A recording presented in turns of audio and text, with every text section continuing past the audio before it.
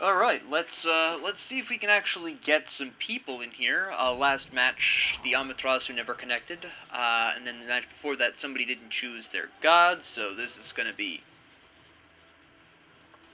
What?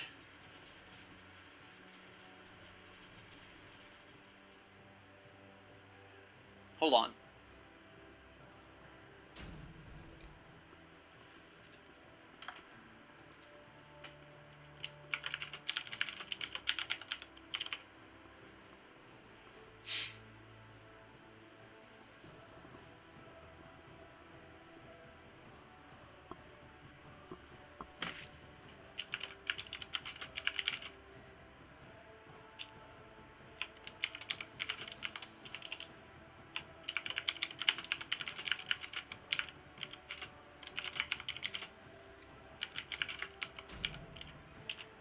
Alright, so apparently we have some kind of history here.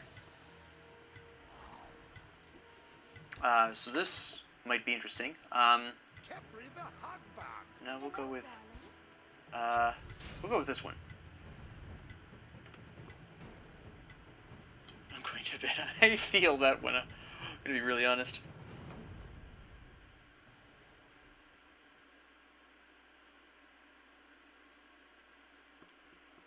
Alright, let's see. They have a Danza. Okay, so one of those two hunters is going to wind up being their solo lane. Unless the Danza is jungle and Kali's... No, Amaterasu would probably... No, Amaterasu is probably, support. Oh, they have strange team comp. It's a little tough to decide. Maybe Kali's playing support, maybe she's solo, maybe she's jungle. Danzaburou is either ADC or jungle, definitely. Ram is either solo or ADC. Kuku is almost definitely mid. It'll be interesting to see how this goes down. Almost entirely physical, huh? Alright, I see you. I see you. We can work with this.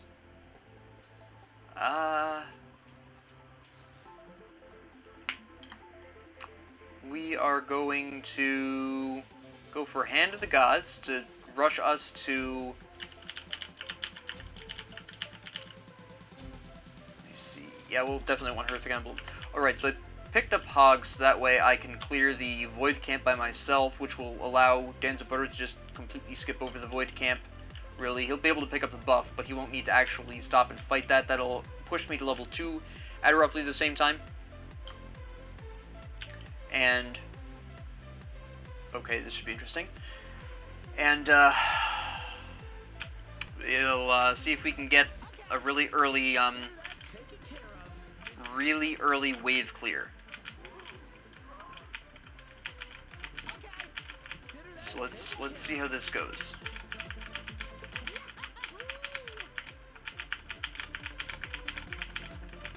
Okay, so let's see how bad this Danzaburou really is, huh?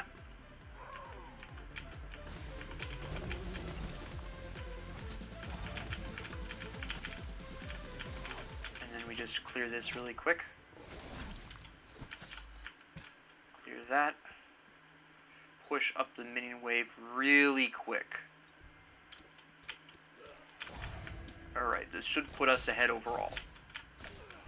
I should be hitting level 2 at roughly the same time as everyone else. It's a double... Alright, this is good news for us. No, you don't get to do that.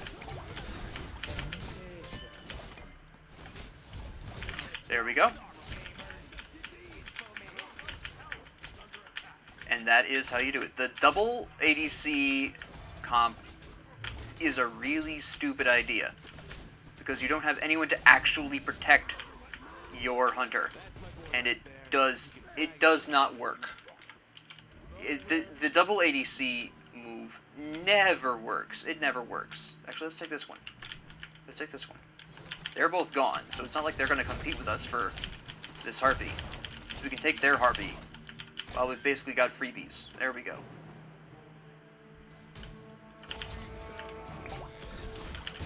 Also, oh, you're the technically support. I completely whiffed that. Okay. Oh wait, hold on. She's dead. No, she's not dead, but she had to retreat.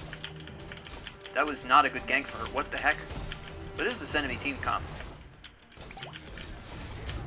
I understand that this Danzaburou is technically their support. He's probably building, yeah, he's building the defense. He's got the Death's Toll just so he can try and heal off the wave. This is still very odd, and it still is not going to work well, because his Saki is still the only thing he's got for supporting actual supportive gameplay, for supportive abilities. I died, but that's fine. That was a really good triple bag. He's gonna die still, but I mean, we did a lot of damage there. So that worked out really nicely for us. I'm gonna grab these. I actually wanted 2 wards. I don't know why the second ward didn't purchase. There we go. The fact that Danzaburou was also able to get out on top of that is very impressive. But yeah, what's essentially going to wind up happening is I'm going to build... Okay, he didn't quite get out, but that was pretty good still overall. So what the enemy team's ultimate fate is going to wind up being, because their support is, first off, not frontline. So that is a huge red flag right there, is that Danzaburou is not an inherently frontline character, so he's not even going to be positioned where he needs to be in the first place. In the second place, his only genuine form of support is technically, he's got the stun on his ultimate, which, I mean, then you're risking killing the enemy that you're trying to just simply support for. So that, it doesn't really work. On top of that, then you've also got the issue that the Saki is his only consistent form of CC. I actually need to call missing here. There's Danzaburou. They're going for their Scorpion. And this, at the end of this, towards the late game, they're just not going to be able, he's not going to be able to keep up with me, support-wise. It's just how this is going to go down. I'm going to let him finish that off, and then I'm going to push this a little bit here. See, he can't even attack without being afraid. He's trying to straight up steal off of the... Okay, so he's just mad that he was an ADC and chose support Danzaburou. That's basically what it looks like to me. Because he was trying to last hit the everything. That's Janus. Oh, I'll just... Okay. He does no damage. Well, he does probably a little bit because, yeah, he's got the Death Toll, so... He does a small amount of damage, but not nearly enough to be of any concern at all. Ah, man. So close.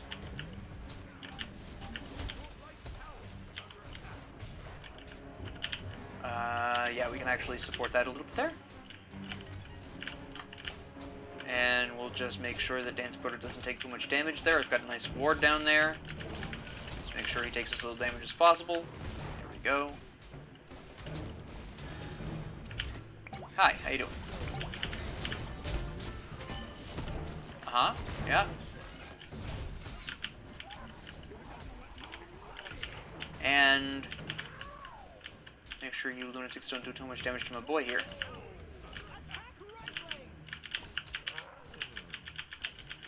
Okay. Yeah, see, they're not going to really be able to do anything here. I mean, I can just root and then grab the Danzaburou with absolutely no issue. You wanna attack me? No? Okay, I don't know why he bothered using his rocket there. That made not much sense. That was a nice ult, though. Oh, okay. It kind of sucks you in now. Alright, we're gonna go ahead and throw a ward down here. I am so glad I used that there. Yeah, go ahead and shoot me. Go ahead. See if you can hit me. Yeah, like, my response there was really late. And now I'm out. Danzaburou is out. There's no problems here. I get Sovereignty, which is going to be hugely damaging to the enemy team for the rest of the game. And now I'm going to go into Spectral Armor just really early. No. I might go into Contagion first. I'm not sure which one yet. One of the two, definitely. I'm just not sure which yet. I might go into, Breastplate of Valor. Let me see. Well, Rama's building Devourer's Gauntlet. Danzaburou has the self-heal, and it has Death's Toll. Kali has a self-heal. Amaterasu, yeah, we should probably go for... It'll wind up just being good anyways, so... I'll want, I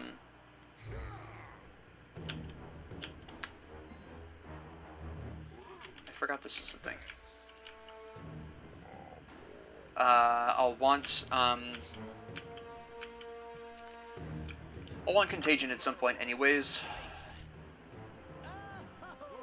I'm trying to decide what dual protection item I'll probably wind up going for. Or some kind of individual magic protection item. He's not going to need me over here, honestly, is he? I'm leaving. Yeah, Danzaburou is in mid.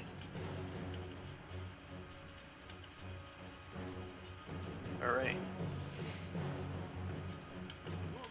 There's these lunatics. Danzaburou doesn't even damage me past my health shield. Okay, the collie is a problem.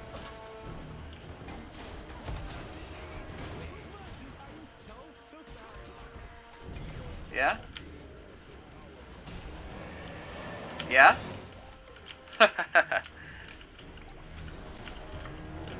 Alright, interesting ult. Alright. There's Danzaburou. There's Kali. There's Kuku. Okay.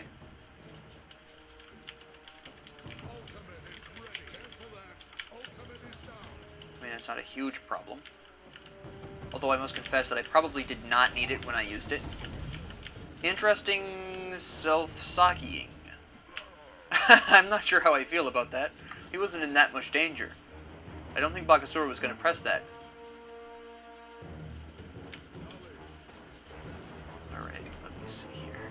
Yep, there's Danzaburou. And he might actually be fully rotating to the right. Oh, he is. Okay.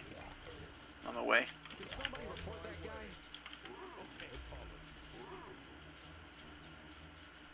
We can get something here. We can definitely get something here.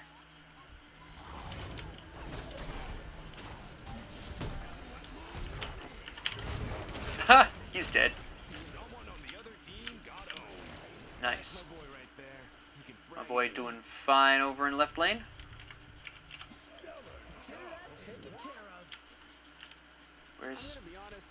There's the rotation.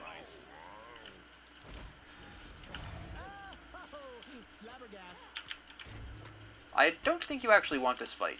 I was gonna say, you're not gonna win that. I'm not gonna be able to lock her down long enough to,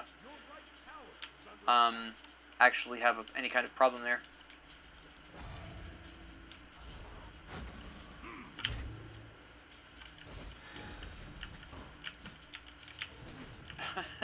Just harassing a little bit. There's nothing I was going to be able to actually do there legitimately. Just a bit of a tease. Alright.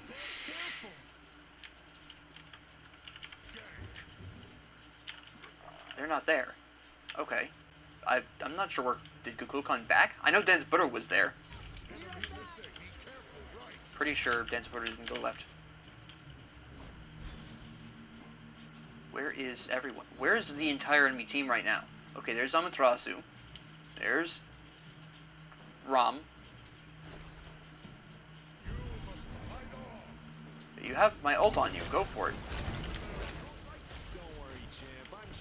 There you go. Look at that. That was a good ult. It was not really intended to necessarily save him. It gave him a boost in movement speed, which guaranteed he would catch up to the Ram, which is all I was really looking for there. Alright, not a bad call, not a bad call. It still hates him.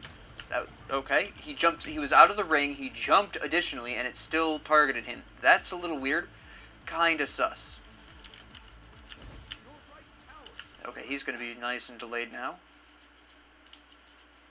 And I think I can delay his minion wave just as much. Nice. And I get to pull away some of his minion waves, so that way Janos's mid-wave does better. Not Janos. Janos is... Yeah, Janos.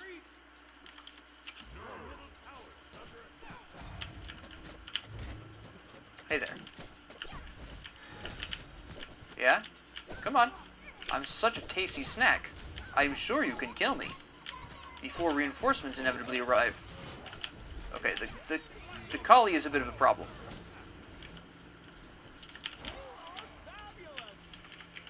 I did survive, though. Oh no, wait, hold on, we have a whole problem here. Now, I'm gonna bet they're gonna dive for me. But I'm gonna have my ult in like 12 seconds.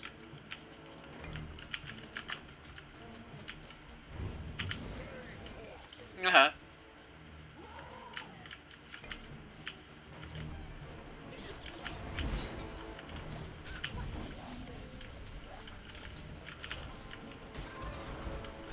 No, he's not gonna survive. Ah, no. You don't do any damage, so I'm not really concerned about you. You hit like a wet noodle, honestly.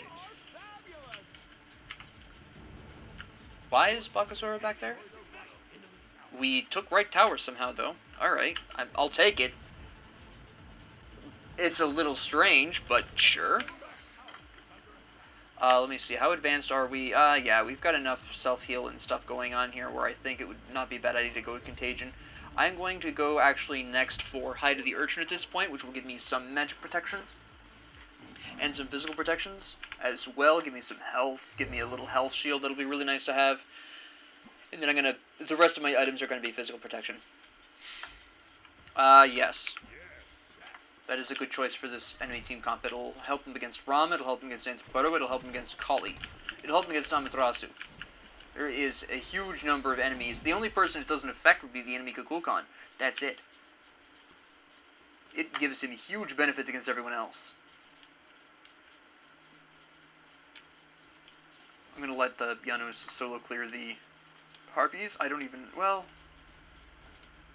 I really shouldn't be taking Danzaburou's experience either, so we're just going to leave that. I'm going to let him solo farm. He is trying to stay ahead of the Ram. He's still currently ahead of the Ram, but he's been having a little bit of trouble there, so... That's interesting. Hey, how you doing? Hi, how you doing? He's already used his ult, so there's not much danger here. There we go. I'm just going to go in. Whatever. Let's go. Where's Danzaburou? There he is. I don't care. Tell me why I should care, Danzaburou, huh?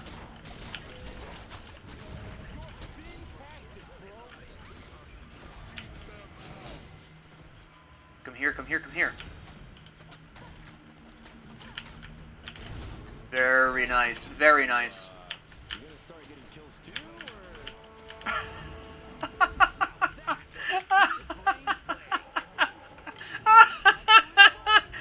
Oh, that was amazing. Oh, wow. Oh my goodness. That was a match. Alright. Now, I talked about this pretty extensively in the early game, but it's fairly obvious what happened here. The support, Danzaburou, just doesn't make sense. I'm going to say GG because I had a great time with that match. I really needed that match. The last two matches barely happened at all, so to actually have a proper match was really nice. Now, let's talk about this. The Anhur was solo lane, so having the choice of Eye of the Jungle is a little bit interesting. It's not a bad choice here, because there is a lot more jungle now that the solo lane can now take without the jungler necessarily losing experience. There's just a whole lot more things in the jungle that the jungler can now kill for experience and gold. So this is actually more viable of a starter item for solo laners than you would think. So if you're still in the mindset of, well, Eye of the Jungle should never be built on solo lanes, with the new jungle camps that the jungler can now use to level up and everything, this makes a little bit more sense for a solo lane. You can go into the jungle, you can take your own mana buff, which is increasingly more important now that there is a larger, I wouldn't say a larger jungle, but a more full jungle. Junger? Really? So that is one particular thing there.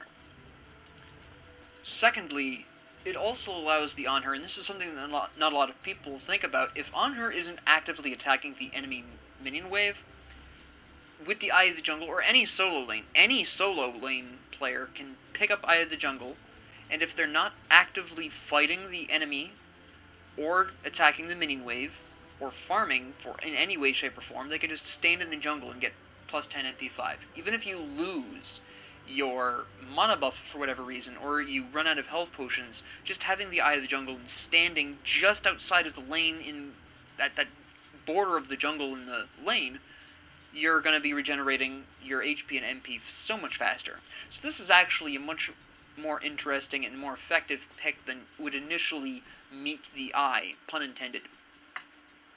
Jotun's Wrath, pretty strong on her. This was, I think, also primarily built to kind of counterbalance the Amaterasu having gone for the newly classic Fighter's Mask start. On her needed the damage output, needed the cooldown reduction, and the need for the cooldown reduction here is primarily in the stun.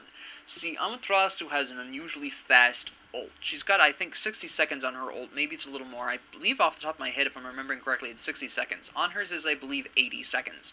So it becomes extremely important for On her to have his ult in response to Amaterasu's ult, and furthermore, being able to consistently utilize the Pillar Spear combo for the stun is very important against what is normally an enemy that has a tankier advantage. Now, On her does have one thing that a lot of potential other solo hunters don't have. His passive just naturally reduces enemy physical protection by 20, flat, which puts him in quite an interesting advantage against most typical solo laners who are going to be looking to utilize those protections that they would normally have to try to just tank their way through most ADC attacks. So, with the addition of the 10 physical penetration here, this gave On her an even stronger punch in that early game. So this is a really great pickup here. Frostbound Hammer, normally I would be against, but considering the context of the enemy team really having a lot of strong auto-attacking potential, again, only the Kuku didn't have any kind of use for his auto-attacks, and the fact that Frostbound also adds some health, this actually is a pretty good pickup here. It allows him to maintain his damage output with some physical power. This was a pretty smart pickup in this particular scenario. It also forces the enemy to stay in the sand of his obelisk for longer, so that's also very helpful as well. This was going to be the only thing I would question here. This was clearly going to be Titan's Bane. I still think Dominance is better on her. I mean, your abilities do nice damage, but they are not the primary mode of damage for On her in any circumstance. With 20% increased damage on all of your auto attacks on enemies in the obelisk's sand when it's at level 5, it doesn't make a whole lot of sense. I believe it's 20%, it might be down to 15 now, but it's a damage increase to your auto attacks whenever enemies are in your sand. So it makes a lot more sense to emphasize that, and I think the Titan's Bane would have been a mistake, especially considering that Danzaburou wasn't really that tanky. Amaterasu absolutely was, but I think Dominance just would have been the stronger pick here. Get your auto attacks a little bit of extra pen. It gives you 10% penetration anyways, which for your abilities, so it would have been 10% penetration for your abilities, 20% for your autos. Titan's Bane just does the opposite. It's 10% for your autos and 20% for your abilities. Basically, there's flipped versions of each other. Dominance does provide MP5, it provides a little bit of mana, and it provides a little bit more power as well, I believe. So I just prefer Dominance in this particular scenario, but it's the only part of On her's build that I would even question. The rest of this is actually genius and really surprising, and I just don't think that the Amaterasu was really expecting that. I think the On her pick and the On her build really caught Amaterasu by surprise, because Amaterasu normally plays very well in the solo lane, so I think that's really what was going on there. Danzaburou played fantastically. Gilded Arrow for some nice early gold and some nice attack speed and some mana. Great item. I love this thing. Transcendence, which is unusually effective on Danzaburou because Danzaburou is kind of a 50-50 hunter. While his auto attacks are powerful, yes, his abilities do fairly respectable damage, so Transcendence increasing your power in general buffs both of those. So that's just a really nice bonus there. Aussie, get that lifesteal, take advantage of the power out of Transcendence, get some attack speed in there, some physical penetration, which would allow him to do more damage to Ram. This was a great pickup, and this was probably going to be Executioner, which in this particular circumstance was going to be, I think, a little excessive, in all honesty. Again, Amaterasu was the only one with what I would call a significant defense. Danzaburou as a support just does not have anything you really need, and while it's important not to underestimate Danzaburou even out of role as a support, I still don't think Executioner was necessarily the build here, the move at this particular point. But again, even if these items, even with Titan's Bane, even with the Executioner here, even if those weren't the ideal items for their scenarios, at that point we were really far ahead as a team overall, so there wasn't really going to be huge repercussions for building slightly less than perfect items. So, or even then, like I said, these are still good pickups. These aren't wrong by any stretch of the imagination. I just think that choosing something a little different would have been a bit better. Bakasura being 5-0 is incredible. Bakasura just immediately rushes to Golden Blade. Now, this is fairly important for Bakasura, and this is actually a really great pickup for him. Golden Blade with Bakasura very specifically allows him to auto-attack the main minion of a jungle camp, and roughly about the time that the miniature minions die, the main minion is in a position to be eaten. So that makes a lot of sense in this particular context. Bakasura doesn't necessarily have to use his jump, and he doesn't really have an AoE anyways, so it's a little bit tougher for Bakasura to clear the camps in the jungle anyways. So this really is hugely important. If you're playing Bakasura, you really should be building Golden Blade first, and the bonus movement speed just really helps out the Bakasura again, of course, especially in jungle. This is actually the reason why Bakasura was able to rotate so quickly, move around the jungle fast enough, keep pace, and actually progress faster than Kali. This is the reason why. I'll talk about the Kali's version in a bit. Stone Cutting Sword, this was obviously built because the enemy team was 4 physical, so no matter what went down here, this was a fantastic pickup. More movement speed, plenty of power, reduces their physical protections by up to 21, increases your own by up to 21.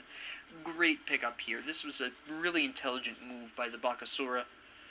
Hastened Katana, I personally would normally say Hastened Katana second, but given the enemy team comp was 4 physical, building this third and building Stone Cutting second is actually the smarter choice. But in normal circumstances, with a 3-2 split of physical and magical damage, Hastened Katana would have ideally been the second item. But this was a special circumstance with a really crazy enemy team comp, so this is actually the better setup here.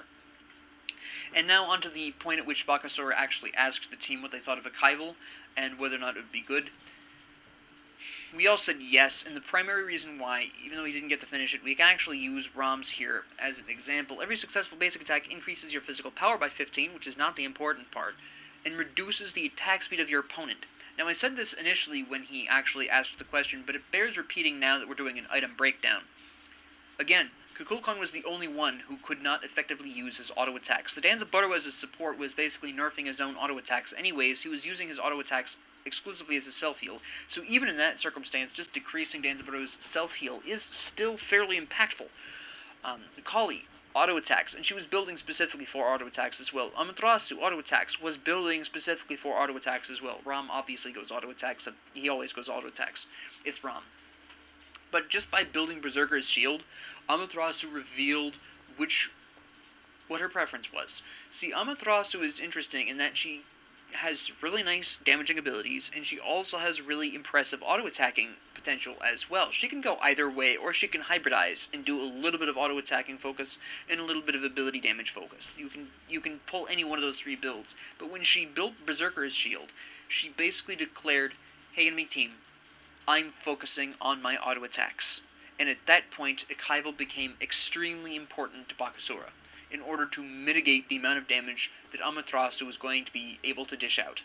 Now, the Janus did the interesting choice, and I really agree with this, built Chronos Pendant first. Now that we don't have shoes, there's no such thing as something too expensive for the early game, really. There are a couple of exceptions, obviously. I still think Rod of Tahuti is extremely expensive and probably shouldn't be built first, but other than Rod of Tahuti and possibly a couple of other items that are abnormally expensive, Doomorb comes to mind, except in certain special circumstances, but Chronos Pendant, excellent pickup here. Allows Janus to have the portal ready for if he needs to escape or attack. Unstable Vortex, his primary form of damage, is up faster. His ult is up more frequently and can be used more often. Fantastic pickup here. The MP5 really helps the Janus be able to spam abilities and worry less about running out of the mana he needs. Soul Gem was basically for the healing. Now, for Janus, Soul Gem isn't my absolute favorite. This makes a lot of sense, though, especially when combined with his passive, you know, he goes through his own portal, he goes over one of his lines, he's increasing the damage scaling, he's increasing his scaling overall, which is really, really nice. And being able to slap an extra damage burst from Soul Gem on top of that increased scaling for his abilities can create quite the hard-hitting individual blow. So it's not my favorite item on Janus, but the passive of Soul Gem can really allow him to slap, especially if he's gone through up one of his portals and over one of his lines, which will increase his magical power scaling on his next damaging ability.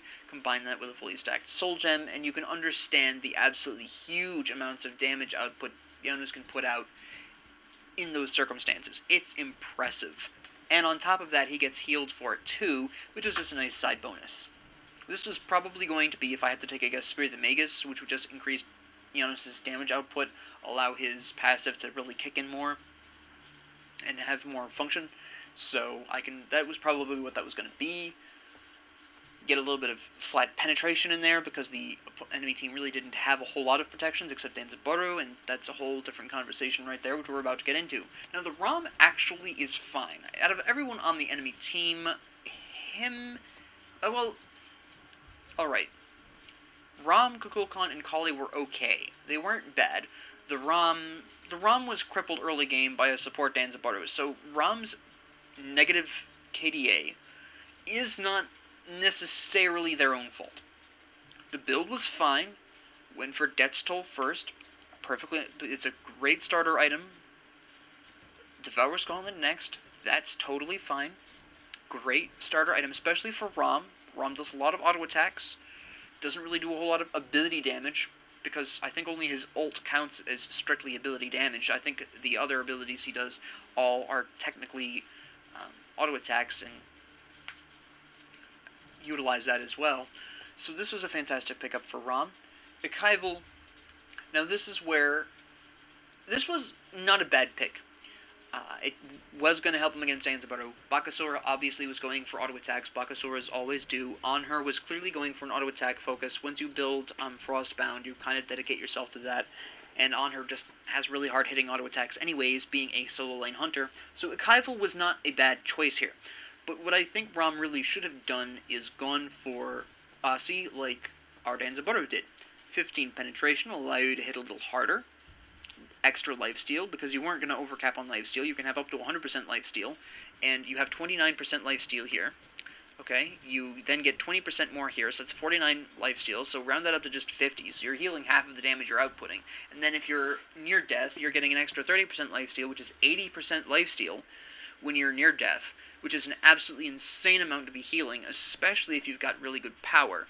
And this is basically just the only reason why the Ram wasn't able to recover. Ikaival wasn't a wrong choice, but what Ram really needed was to compete with Danzaburou in a more direct way. And with Ikaival not really mattering against minions, I mean, consider in a face-off between these two. So, let's talk about this. Let's talk about a 1v1 as they were. I'm going to pretend that the balance played wasn't there. Alright? So, we don't have 1.7 attack speed. We have, I think we'll estimate that he had 1.55, although I think it's a little different because it goes off of his base, but I don't remember what that is off the top of my head. And with 15 less power. So, you've got right here, that's 35 physical power and 3% of your mana at that point. So, we had 1800 mana, right? So, we're just going to round that to the 1800s, so we do 0.03, so that's roughly 50. Let me double check my math here.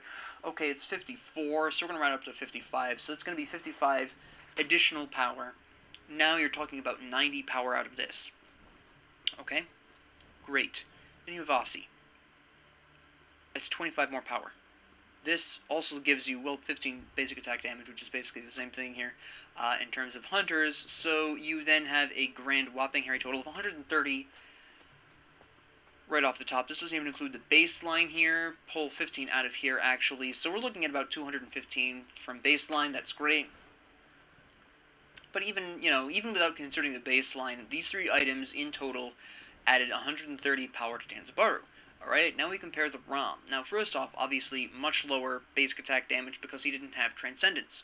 Instead, he was only getting 35 from this. He was getting an additional 45 from Ikaival if he hit all 3 successful basics. We're going to assume he has, just because he can shoot minions for that benefit.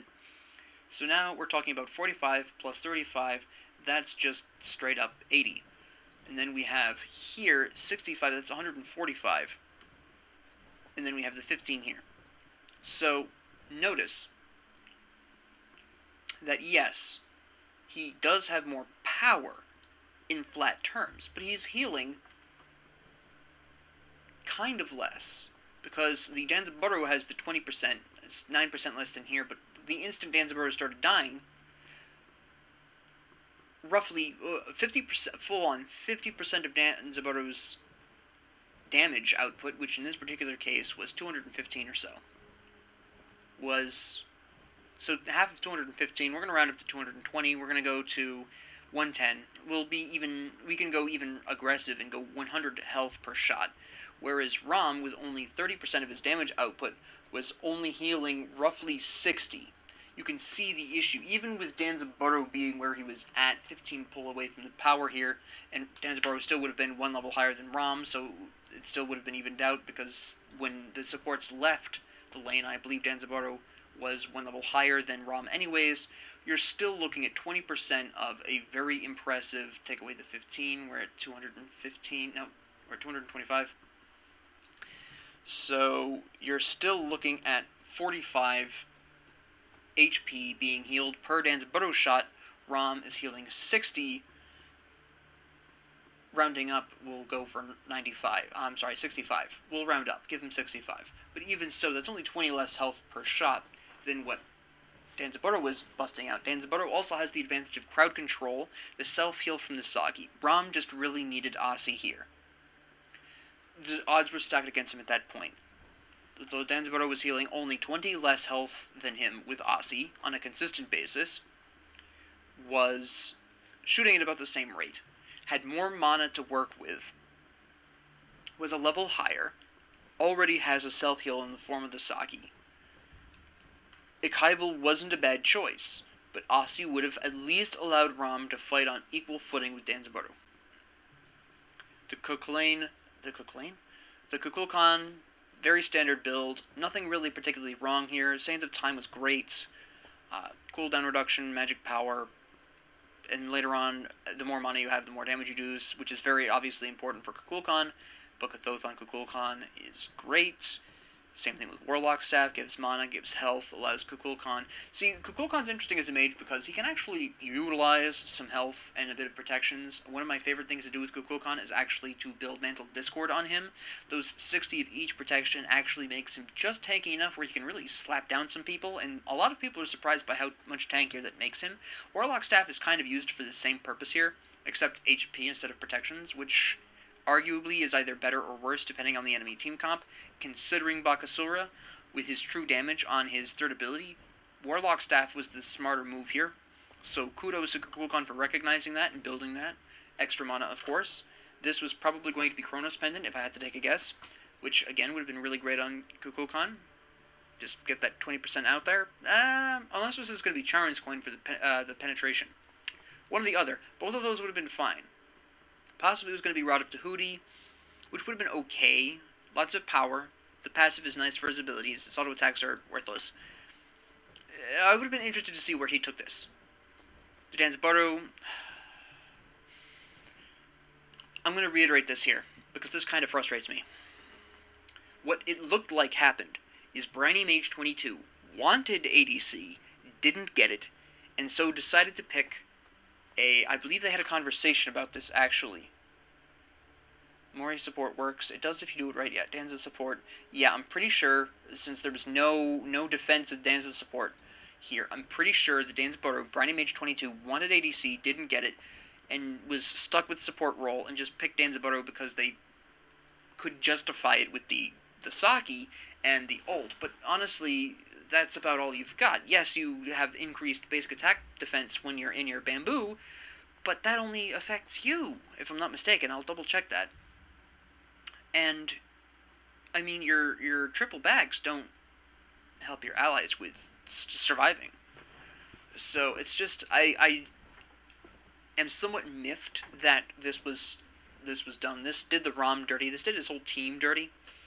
I mean, the build itself wasn't supremely bad. The Gauntlet of Thebes was an okay pickup against our particular team comp. I think Sovereignty would have been a smarter choice here, but Gauntlet of Thebes wasn't necessarily bad. Shogun's Kusari was also a good pickup, but not where it was picked up. We were a primarily physical comp. This should have been some form of physical protection, then build your magic protections. This was built too early. Like I said, Sovereignty should have been in here considering our team comp. But I just think that the Danzaburou was being, from what I saw, and I'm basing this both not only on the choice itself, but also at one point before I left for mid lane, I noticed the Danzaburou, I think this is the last fight we had in duo lane before the supports left. Danzaburou was trying to last hit minions, and I'm pretty sure that, you know, the only reason you would last hit a minion intentionally as a support is if your ADC isn't there, you're trying to clear the wave in time to fight the enemy team, which they were not in a position for because we were not aggressing on them at all, or you're just trying to get the experience in gold. It just didn't feel like Briny Mage 22 was trying to support really. I feel like it was a choice made because they didn't get the role that they actually wanted, which was ADC. Now let's talk about the Kali. The Kali didn't build wrong. Mannequin Scepter is really good on Kali, really good as a jungler. It's just nice and strong. They buffed it slightly. It's a really great item. Golden Blade, nice item. Kali doesn't need it quite as much as Bakasura. She's got the throwing, I guess I'll just call them throwing knives because I can't remember what they're actually called off the top of my head. They're not actually knives. There's some specific derivative of a knife. I can't remember what they're called off the top of my head, but she's got the throwing knives that she can use to clear camps about as quickly. So Golden Blade isn't quite as necessary on Kali. It just saves her mana. How important that is depends on how you play her. I mean, you've got the Mannequin Scepter, so I really don't think that was going to be a problem. But this isn't a bad choice. And Hasten Katana is great, of course. This is probably going to be either Chin Size or Executioner, possibly Aussie. I'm not sure. Any of those three items is really good on Kali. The Kali played okay. The Kali did alright. Amaterasu made a mistake. But that's not 100% her fault. See, she probably was not expecting the solo lane on her. When you're looking at our team comp, Khepri on her, Danzaburou, Bakasura, and Janus, you're going to anticipate that either the Danzaburou or the Bakasura is going to play solo, and the other one's going to play jungle. That's usually what you would expect. On her was a really popular solo laner for a decent bit of time there a couple of seasons ago because of his passive, but recently I haven't seen a whole lot of solo on her. And the reason why is because Anher's main weakness as a solo lane, well, he's got two weaknesses as a solo laner. He doesn't have the base protections to help him really match, at least in theory. This is counterbalanced by his passive, so this really isn't truly weakness. Which is why technically he's got two weaknesses. The real, actual, genuine weakness of Anher in solo lane is he doesn't have any natural sustain, and if you look at a lot of warriors, they have at least some form of natural sustain somewhere in there. They usually have some kind of self-heal or something like that usually involved. Not all of them, but a lot of them do have some form of self-heal. Usually it's in their ults. Sun Wukong's ult heals him, Vaman's heals him. As examples, Guan Yu's got a heal in there. I mean, most of them, Amaterasu herself, when she switches her stance, she gets self-heal. So that's really the main issue with Anher, is that he hasn't got the sustain. So Amaterasu, expecting Bakasura or Danzaburou, who do have a self-heal, and probably were going to build a little more tanky, especially Bakasura, who actually plays pretty well tanky if you know how to build him, went for the Fighter's Mask. Now, if Amaterasu had suspected a solo lane on her, I think probably she would have chosen to build Berserker's Shield or some other physical protection item earlier to counterbalance Anher's passive, because if you don't counterbuild Anher's passive right away, Anher will slap you in the solo lane, because that 20 protection reduction actually hits really hard in the early game. When you're only level 1, well, actually, you'd probably be level 2 at that point, but when you're only level 2, and here's this on her swinging in here with spears producing your physical protections, on her's hitting you harder, his minions are hitting you harder, you can't dive him under tower in the early game because he'll just throw his spear at you, stun you under tower, and then reduce your protections even more. It can get very ugly if you don't play very wisely, and that's just a matter for Amaterasu of counter building. She did slightly worse than the on her, so she wasn't like bad or anything. I just think she was caught off guard by the on her choice and really didn't know what to do. Berserker's Shield wasn't a bad pickup, but I think it wasn't a strong enough form of physical protection, and she really didn't need it at that point. On her wasn't building any kind of protection. So the 10% physical penetration, guess what? On her only has 50 physical protections. She was only getting 5 penetration out of that Berserker's Shield. She would have been better off with Jotun's Wrath, which would have given her 10, in all honesty. And here's on her swinging at her at that point. By the time she was done with Berserker's Shield, he was done with Jotun's Wrath, and he was swinging at her for 30 protection removal, and that was basically the worth of Berserker's Shield. She was getting 5 physical protection out of this. 5. I mean, and some attack speed and power, sure, but... And when you also consider that when she drops below 40 HP, sure, she's Berserk for 5 seconds. If on her stuns her at that time, it's gone, basically. While she's only stunned for, I believe, 1.5 to 2 seconds at that point, that's almost half the Berserk, and then she has to close the distance, and if she doesn't have her dash up, she doesn't get to him in time.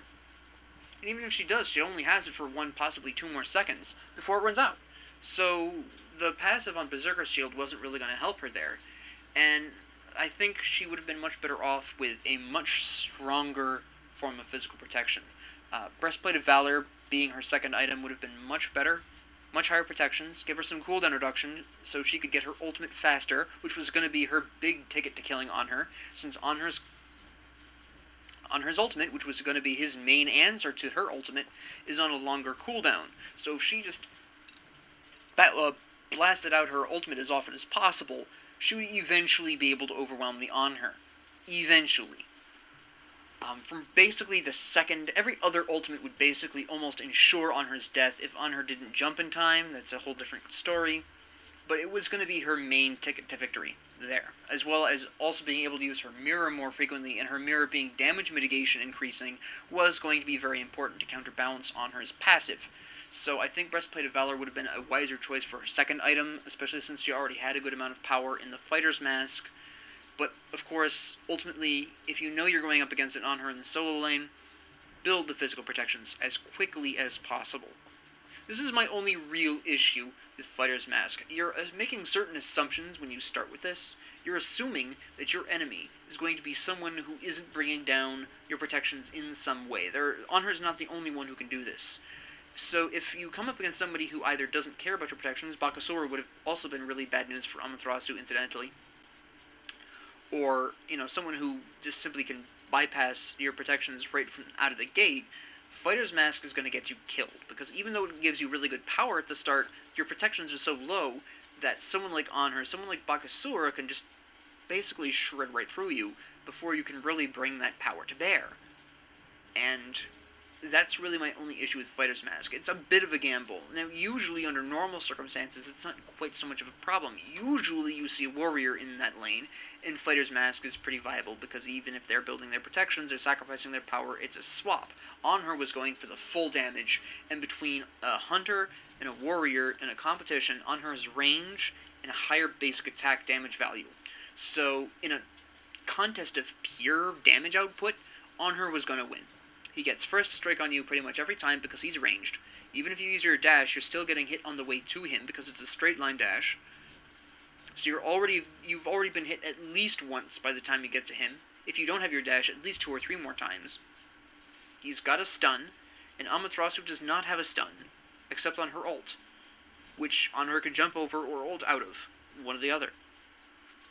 Honor had the advantage here. She needed the physical protections to be able to actually survive against him, and quite honestly, she probably should not have been trying to fight him at all. I don't know if she was. I believe she made an attempt early game, if I'm remembering seeing that in the distance. But she should have identified the on her. Okay, he's got a more consistent stun. He hits harder than me. Let's not fight this guy. Let's just farm until we can get the protections up and I can actually start to really counterattack. And that's not what she did. And that's why Amaterasu lost. So I hope you found this very valuable. I had a lot to talk about with this match. I know it was a shorter than normal match, but there was a lot going on here that I just really wanted to break down here. I think it's very important. So if you have any comments, questions, concerns, ideas, suggestions, what have you, please leave them down in the comment section below.